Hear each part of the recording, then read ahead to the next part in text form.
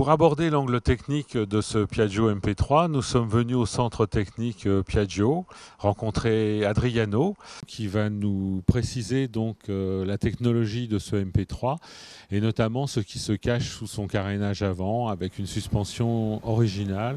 Vous avez un parallélogramme articulé. Donc là, on visualise donc deux bras qui sont reliés au cadre uniquement par une liaison pivot. Au milieu en fait, tout simplement.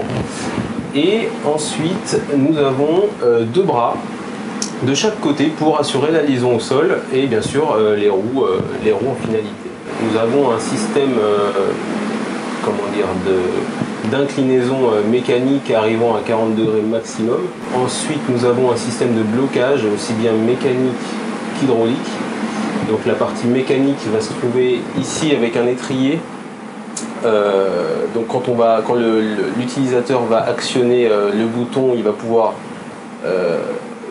arrêter donc l'inclinaison, bloquer l'inclinaison grâce à ce système d'étrier et ensuite dans le même temps actionner un vérin hydraulique pour bloquer la suspension.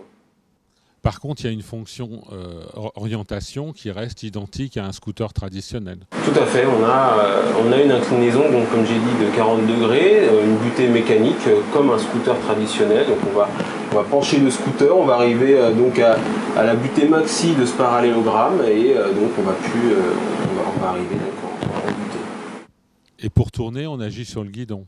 Voilà, tout à fait, on agit sur le guidon qui transmet le mouvement sur cette biellette de direction équipée donc de deux rotules, une rotule de chaque côté pour régler l'écartement, l'ouverture et le pincement des roues.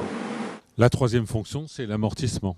L'amortissement avec un bras de suspension de chaque côté du véhicule avec un système de suspension de type Vespa, donc à levier. Traditionnel on va dire, donc équipé comme je vous ai dit d'un blocage de suspension lorsqu'on agit sur le stationnement. Les suspensions sont indépendantes et non réglables. Donc dans cette suspension il y a quand même beaucoup d'organes mis en place. Est-ce que ça nécessite un entretien particulier ou est-ce qu'il y a des pièces d'usure particulières par rapport à une suspension traditionnelle? Alors nous on préconise chez Piaggio un entretien dès les 1000 km, les premiers 1000 km, un réglage, un contrôle de serrage au niveau de déroulement de bras de suspension.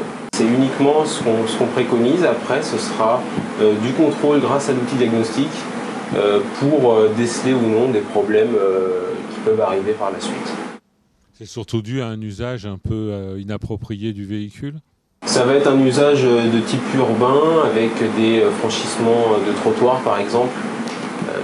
Lorsqu'on sollicite énormément la partie mécanique, elle peut s'avérer fragile.